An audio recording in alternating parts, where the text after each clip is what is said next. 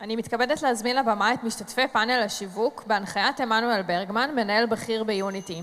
אליו הצטרפו חן ססון, Head of Marketing ב-ALLOI, מאט וייסברג, Director of Global Creative Marketing בפלריום, דני גולדברג, Head of Gaming Intelligence ב-Overwolf, ולילך ילין, Performance Director בפפאיה.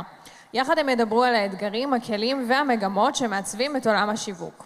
I am honored to invite the participants of our marketing panel, moderated by Emmanuel Bergman, Senior Manager at Unity.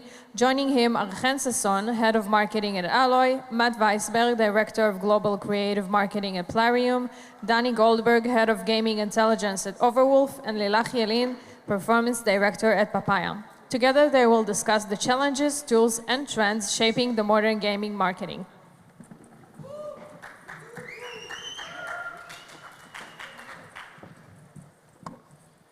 Thank you. Hello. Wow. All right. So hello, everyone. I'm Emmanuel. We're here to talk about marketing. For many of us, that usually means user acquisition, but marketing touches every aspect of our users' interaction with the game. So that means it's also branding, how the users perceive your game, user acquisition, where will I find and how will I convince the user to play my game, and community building, which means how will I retain the users and have them invested in my game. There's definitely a lot that can be done to bring users, excite them, and make them happy to play our games while helping us grow. And we have an incredible lineup of experts ready to answer all kinds of questions here. So our panelists today are Chen, Lilach, Daniel, and Matt. Talked about. And okay, so let's get started. First question, marketing is an ongoing operation that becomes harder and harder with time. How would you recommend balancing your marketing strategy between branding, UA, and community building? And what would you focus on in the early months compared to later months or even years? Let's start with Daniel and then Chen. It's a good question. I think I remember one of my old mentors at Activision, he used to always tell me that the moment that you put something into market, that's when branding starts. So I'm gonna a little bit cop out and put branding on the side, if you're okay with that. I think when we think about branding, that's one of those ones that it takes a lot of data points up front to figure out how you want to position yourself, and there's a lot that you can't control.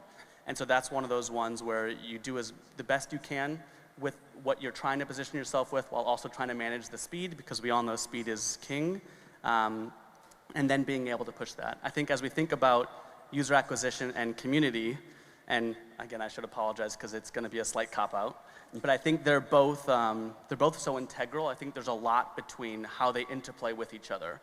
When you think about it, and I will make this a significant oversimplification, but when you start to look at user acquisition, you think of that is your means of getting users in, and then you have the community, which is your best retention activation, let's call it. And I think when we think about it, and a big thing that we had done in my prior career with Activision was, how do we start shifting from basically focusing on user acquisition and shifting the focus to how do we think about a qualified user acquisition?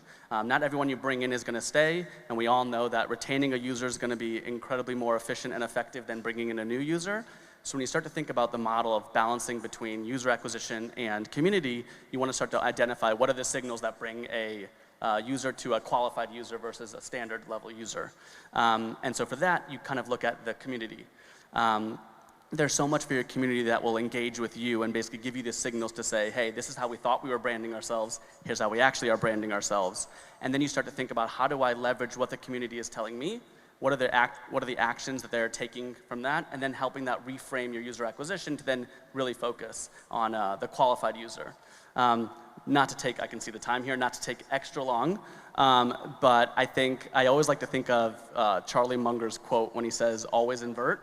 And I think if you had to ask myself, what's the one thing I would say you can break easier and would have the biggest impact if you broke? And I would say it's probably community. And for me, it was the most shocking thing when I joined the studio side, and you're seeing, we had an hour-long meeting on the marketing side on how everything's going, what are we doing. It was a bi-weekly meeting, and half of the meeting, as you'd expect, was all about data, what's our revenue, what's our numbers. But then we started to take the other half, and it was, what's the community saying? What are they telling us? How are they shifting week over week? And that really informed how we went to market. And so I'd say both, but user acquisition should likely be impacted and informed from the community building you do. All right, very interesting, very thorough. Thank you. Let's move to the next one. We're in an era of rapid mass production where it's easy to chase the short-term, high-reaction trends just to win the click. In this environment, how do you balance the pressure for rapid volume with the need for high quality, ensuring your marketing stays true to the core vision of the game rather than just chasing the algorithm? Lilach, you can start. I think this is a really, really good question. Just to give a little bit of background of how I'm going to reply and why it's kind of more interesting to me, I think. So I'm from Papaya Gaming. We do app games, and this is real money gaming, so very specific in terms of mechanism and who we target to. But also in my background, I've been working with some of those really smart and nice people in Plarium. And I think this question is kind of touching the fact in current area, right? We can do almost whatever we want, right? So the time to production, the time to mass production, whatever you can put out there, just becoming like kind of almost zero threshold. And this is a question that becomes more interesting to the industry. This is for indie games, but also for really matured companies. To be honest, my VP just came back from Cannes Lion, and he spoke, and it really resonated with me that someone on the stage, sorry, don't know who, so can't do name dropping, said that we became, as marketing teams, really good at making a lot of creative that nobody remembers, which is very painful to hear, right? So now there is this really, really big question. When you come and you ask me, how do you balance, is how do you understand who you really are as a group who tries to create a game, and who are you targeting? And it really differs. So if you are an app company, yes, you do want to think that in the end of the tunnel or funnel, there is a human, right? But in order to actually get into the tunnel, there is an algorithm, which sucks, but it's reality. So you do need to make sure that the assets and branding messaging that you put out there also gets through that threshold.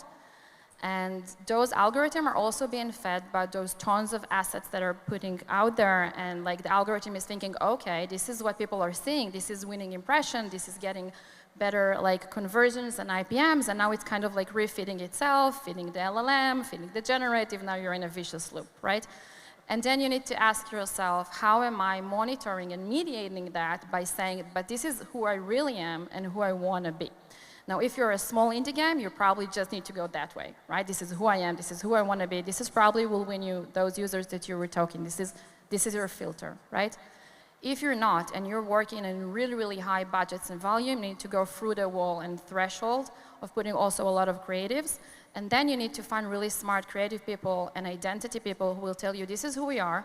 We're going to give a certain budget and effort to putting out there those messages, who will sustain our community, who will resonate with users, who will maybe, if we're very lucky, which is very hard with app games and real money gaming, will make them say, this is part of my identity. I resonate with that, right?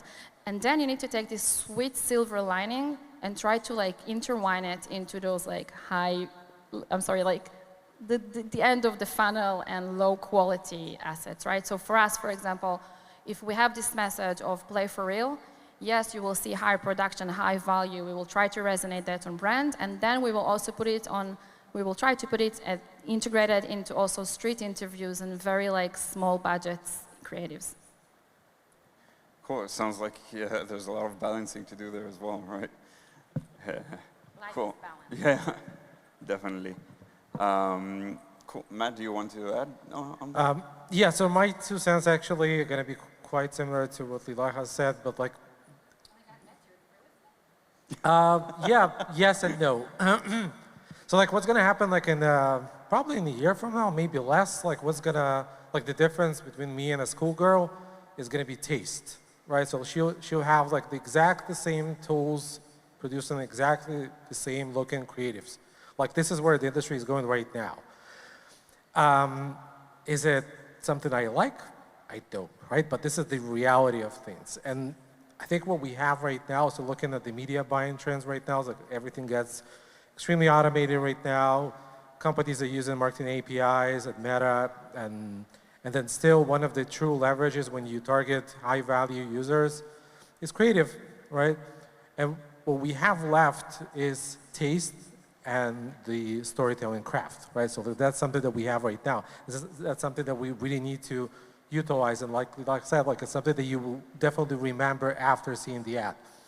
And then if you drop a really mediocre idea into any agentic network that produces creatives for you, you will get 200 mediocre results, right? So like the scale, it will only scale a mediocre ideas. Like you need to absolutely make sure that the idea is foundationally good enough to scale. And that's only can be done if you know exactly what your product is, right? So like marketing is about translating those like core unique selling points. So let's say I call it the top three unique truth about the game itself, right? And if you're able to kind of do that in 3 sentences, then you're golden.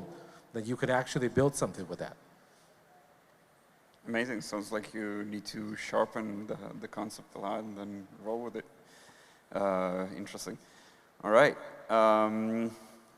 Let's move to the next one. Market conditions for most studios and creators are more difficult than ever. Most platforms become more increasingly saturated, while the player base shows little to no growth, depending on the platform, of course. What can marketing professionals do to help creators navigate these challenges? Chen? Sure. I think you hit the nail on the head here. For sure, we see declining numbers in some areas, in some platforms. We see lower barriers to entry when it comes to production, to game making, but also we're seeing higher barriers to entry with the rising cost of parts, of RAM and storage and GPUs. So no one expects I'm going to speak on behalf of the indie AA space. So we are seeing some worrying numbers for sure. And I think as we help creators navigate these challenges, I think one of the core things is that to navigate these conditions, one of the problems is that most of the failures, or a vast majority of the failures, comes at a concept stage. I think that a lot of teams, a lot of game makers don't take marketability into account, so they're not building themselves for success informed by how the market behaves. So I think one of the best things we can do as marketers is to serve as representatives of the markets, to help, to use insights, to use market analysis to inform teams about how to create games that are set up you set them up for success. I think that you can take also AAA examples like Concord, made by SIE, one of the biggest forces in marketing and entertainment, with incredible budgets and leverage when it comes to marketing. Yet this game was doomed from the start because it wasn't built with the audience in mind. And when we think about product market fit, I think that that's one of the essential things you need to do right from the get-go, because if you don't get there, if you don't have these difficult conversations, and you just start with a passion project or with something that feels to you like a money-making machine. So I think our job is to represent the market and to ask these tough questions, because if you don't start early, then it's really hard to then take a U-turn and change that. So as long as we start early, I think marketers can have an incredible impact on how games are made. I totally agree. Like the end user is where we're all heading for, right? All right. With the rise of AI, inauthentic or modified gameplay trends, and short attention spans, how do you target high-value players without knowing them? And how are you them? And are there specific strategies for creatives or channels that you favor? Matt or anyone? I think it's like my favorite question from today, because a lot of people have been talking about AI slop, right? Like everyone hates that. It's like you don't want to see like 1,000 versions of a duck game on mobile, right? You don't want to see that, but it works, right? A lot of people actually engage with that. But I think what's interesting about that is that AI is quickly becoming like a new way of storytelling. It's exactly as having like an animation, like a classical animation, a CGI, a live action. It's just a new format. Let's treat it exactly as it is. It allows you to theme test your game, check a different mechanic, test a different character, and then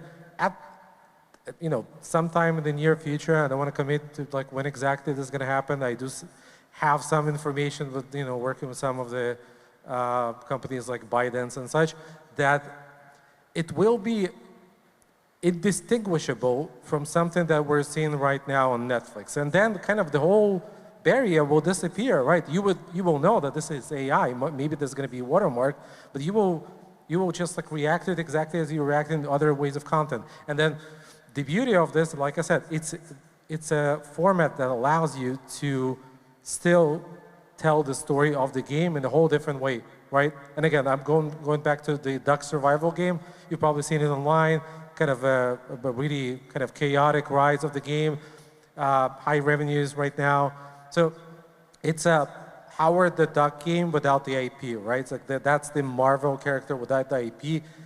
It's astonishing how they managed to tell so many stories about the game using AI and kind of engage with so many players. So it's a really great tool, it's a really great format, and I think there's a lot of future around that. Can I jump? Yeah. I think that as I'm not doing UA anymore, it's my current job, but I think that as marketers and with AI now, with mass production, as you mentioned, we're kind of perfecting attention grabbing. Like we've all been to the Facebook conferences, and we all know about the 1, the 3, the 5 second rule. Grab the attention, be eye-catchy. We know that. I think once we put that aside, and what you talked about, you mentioned high-quality users, it's more about providing value and being interesting enough. And I think that's the counterpoint to AI, because we know that by definition, being an LLM, it's not unique. It's built on what was already been done. So I think the next challenge as we kind of evolve, and yeah, mass production will help us create more and have more chances. You throw more balls, and then you have a bigger chance to hit a home run. However, I think that in order to really grab people, really make an impact on high-quality audiences, it's more about providing value. Sorry for the cliche, but it's more about providing value and more about being interesting and unique rather than just eye-catching. I think we're there now, and we need to continue evolving, especially when everyone now with mass production can make ads and can make thousands of ads. Volume is not a leverage anymore. It's not something that you can have that others can't because of budgets, because that's not the case anymore. So it's more about telling something unique and get those players from point A to point B.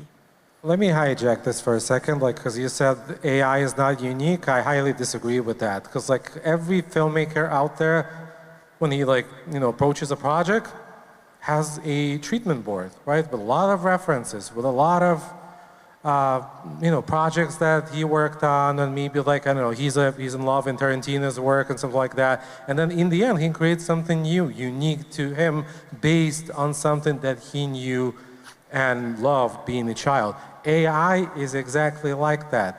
It has gathered a magnificent set of things from around the world, and then you are able to create something unique, something truly yours. Yeah, it's obviously based on something else, like any thing that we have out there, right? We're wearing clothing that looks exactly the same, but it's being sold by different brands, right? So I would not say this is unique. It's just it's different. Let's take it outside. We'll figure this out. I can take you. We'll see about that. I think if it's a famous kind of course, and you could make it in many different styles, but in the end, if it's tasty, if you give a little bit of your own personalization in it, people are going to eat it. So yeah, I think there's room for it, definitely, but yeah, it needs to be good as well. All right, I think we'll do one more question quickly. What are common mistakes you suggest to avoid in marketing? Try to be more specific to your channel, Lilach, and anyone else who wants to jump in as well. There are so many mistakes you can make in marketing, and also if you will not make mistakes, don't worry, the product will say that you did, so it's totally fine. It's always the marketing's fault. But to speak and try to be also relevant for those who are in the starting point and like more on the indie side, I think it comes down to planning and calibration, and that kinds of touches everything. And I think one of the things that teams that go out there and they come, I don't know who talked about passion, I think you did. Actually, I think passion is super important. I think no project can work without true love. Sorry for being the Princess Bride here, but still. And I think you need to find a way to take that passion of creating and kind of quantify it into what is the business plan that you go into. And this is the most common mistake. And I will try to make it into actual action items, right? So you have a product now, and you set yourself into your teams, and you're saying, okay, now we're going to test it, okay? This is not enough. You need to explain what you want to test, what is the KPI that tells you if you're in the right direction, but one of the most important things, and I've seen so many teams fall in that, you need to quantify that into your P&L as a group, as an individual, and as a company. How much am I willing to invest in this phase that everybody is calling tech soft launch? Tech and soft launch are calibrating processes of understanding how this passion or idea that you think will resonate a lot of money will look once you put it in the market, right? Now you need to sit with your team before you even put the first cent and say, this is how much we're willing to risk.